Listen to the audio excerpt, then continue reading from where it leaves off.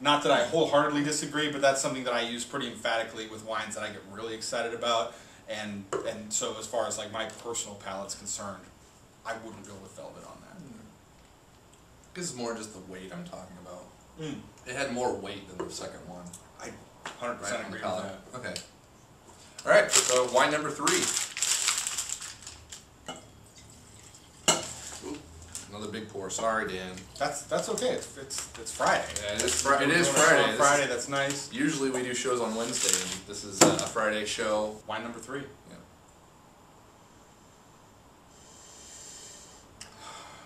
More straightforward earth and darker cherries on the nose here, I think. Say it's got that like the atypical sort of Oregon smell to it. It's got it's got a lot of that. You know, and I even buy there's a little bit of a tang on here where if you told me that this was aged a little bit, I wouldn't disagree with you. Really? Like the cherries are a little older. A little oxidative note? Yeah, maybe? just a little bit. Yeah, totally. Just recently I've got the oxidative thing. Like, yeah, I get it. Like I can pin a wine as oxidative. Sorry, that was. Yep. Exciting when that stuff comes around. Stupid cat.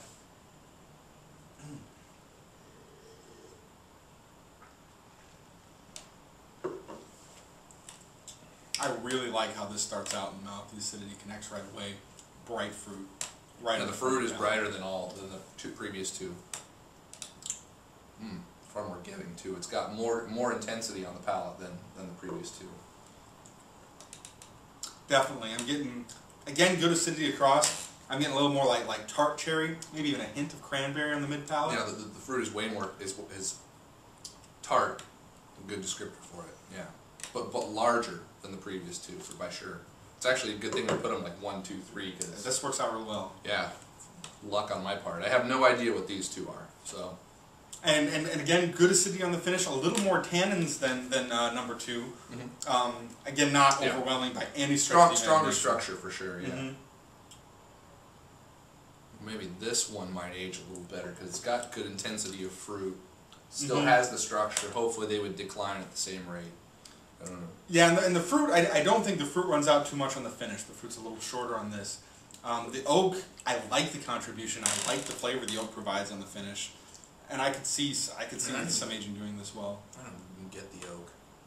Something I've been getting less in wines lately. Or maybe it's just not a big deal to me. Well, and it's not like super vanilla either. I wouldn't list oak as a dominant flavor contributor here. This isn't like super overwhelming oak by any stretch of the imagination. True.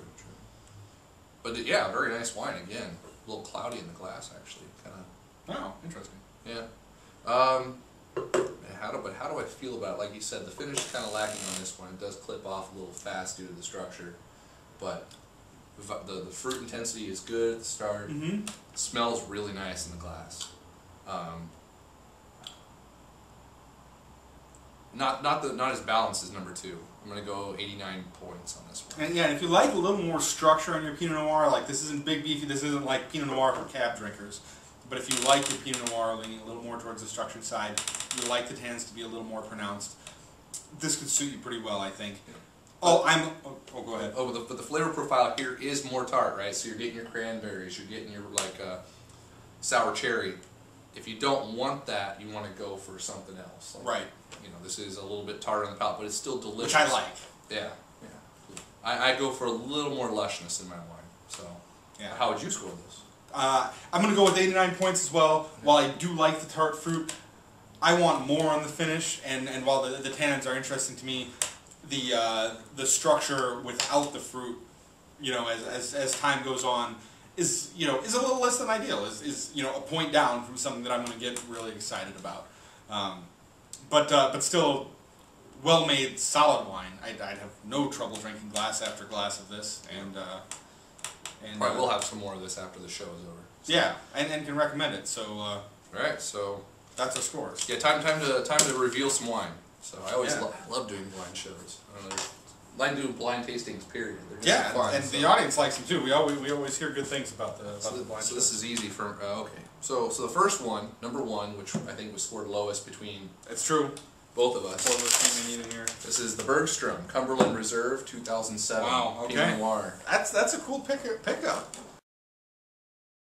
Yeah, so this is one of their, I think it is their reserve bottling. I don't know if there's a high, I'm sure there's a higher. Yeah, there's a Bergstrom vineyard, I know. They do a few high-end ones. And I think these guys are distributed pretty well, too. They are. They're considered one of the better Oregon producers. Sustainably farmed, which is maybe even, I want to say they're biodynamic, but I'm not going to get 100% behind that. No, they're not. Okay, okay. But it doesn't say that in the books. But they are honorable farming practices at the very least, and I respect what they do with that. And I have found they tend to be a little more on the structured side. They haven't been, you know, a huge personal favorite of mine, but I've got a lot of respect for what they do and think that they make good wine overall. Absolutely, yeah, well done. And 87 points isn't a bad score. So I think that was for the half bottle was $22. So. Sure. All right, so 89 points. This is number 3. You scored 89 points as well. Okay, yeah. The Brick House Les Dijonnais. Sure. It's basically the all Dijon clone Pinot Noir from Brick House. This is another one where it's, I think these guys are certified organic, the Demeter. That's biodynamic. Okay, so they're full biodynamic producer. We've had a couple of their wines before, always solid. And they get a ton of press. I hear a lot of people that have never been to Oregon talk about how Brick House is one of the best Oregon producers. Strangely enough, I'm not that familiar with their wines. I haven't visited them before. I haven't drank a lot of them. I just know they're really well respected, and I have appreciated the few wines from them that I had. So this is kind of a notable experience for me, even to kind of build my experience with some local producers. Yeah, and we've had some old, on one case an older one, like a 10-year-old or it was 11-year-old. Yeah. A 98 that was drinking beautifully actually. For me, and I think for most people. We did a blind tasting, or not a blind tasting, it was just a tasting of old Pinot Noir at his place one time. And the 98 Brick House, the Cuvée de Tonil, not even T something. All right. Not even try T something. That one won first place. So just yeah, and with that in mind, like we were talking about, well, I'm not sure if this will age well or not. The fact that they're capable of making wines to age, and in the past make wines that age well, lean me much more towards saying that a couple years down will probably provide some benefit with that one. Absolutely. All right, so first place, 90 points for you, 91 plus for me. Evesham Wood. Yeah! Le Puits Sec, single vineyard Pinot Noir. So. I know all you New Yorkers are going to love this. Big Riesling fans out there. This guy trained in Germany. And so I'm excited about what he does. He's got a lot of respect for Riesling. He's got a lot of German, kind of aesthetic and thoughts about how he makes his wine. I think that's awesome. Of course, I imagine some of you think that's pretty awesome as well. The more I find out about the guy, the more I like what he's doing. Also pretty responsibly farmed. I'm not sure if it's certified. So this is dry farmed and certified organic, but not biodynamic. All right, yeah. So not irrigated, right? Pretty responsible. That's good stuff. Yep. And and he makes a lot of interesting wines. He's a really nice guy. Got a lot of respect for what he's up to. So absolutely, and worth saying, the first wine that I ever fell in love with was a 2005 Evesham Wood Willamette Valley. Like that was the wine that put me over the top to liking quality wine. Period.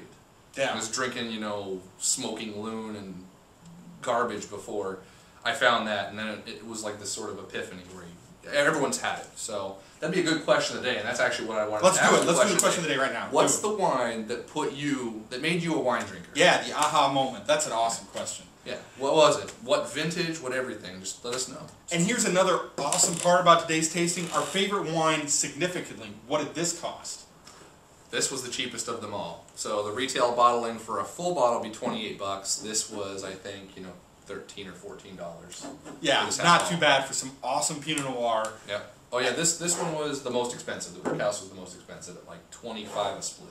Sure. So anyway. And I still think pretty reasonable. But I still think reasonable, actually. You might have a hard time finding this on your shelves if you're elsewhere in the country. Yeah. This is one that, like I was saying, like these sort of bottlings, like they sort of on good vintages, they disappear as fast as they arrive. Right? There's not very much of them, especially with Evesham Wood. He doesn't produce a lot of wine.